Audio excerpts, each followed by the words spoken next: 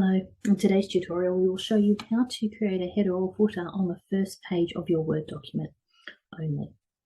Before I get started, could I ask if you would consider subscribing to the channel? It will help us to continue to create more tutorials that are short and to the point. Now let's get started. Now you'll see this is a multiple page document, and a lot of the times with these types of documents you need a header or footer on the first page. It's different to the rest of the document, such as including a logo and not including page numbers. So what I'll do, I'm going to change the view to multiple pages so you can see two pages side by side.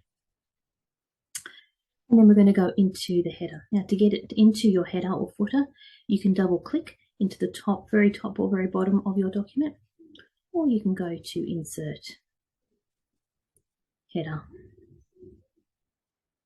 and Edit Header. You'll see now we're in the header and footer view. Now the first thing you need to do if you want your first page to be different before you start to add anything is to tick this box here. You'll see the header and footer ribbon has appeared now that we're in the header and footer view. Tick that box.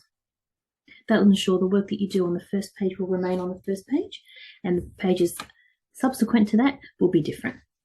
So with this document, we'd like to have a logo on the first page. It's quite common that you want to have a letterhead type page on the first page, but blank on the subsequent pages.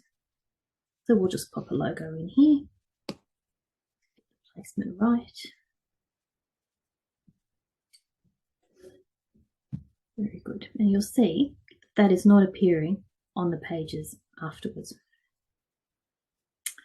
Now we would like to have page numbering in this document as well, but I want those page numbers to appear from the second page onwards and not on the first page. So I will click into the second page of the document here, and I will go to page number, bottom of page, and we'll just go for a simple number at the bottom. And you'll see it's very small, but that's number 2, and there is no page number on the first page. And that's how you would normally like to set it up. And on your subsequent pages, you may like to have the title of the document or some other information that may help to identify the document on the subsequent pages. But I'll leave it as that for now so that you can see how we've done it. I'll now click Close Header and Footer. I'll go back to one page view, and you'll see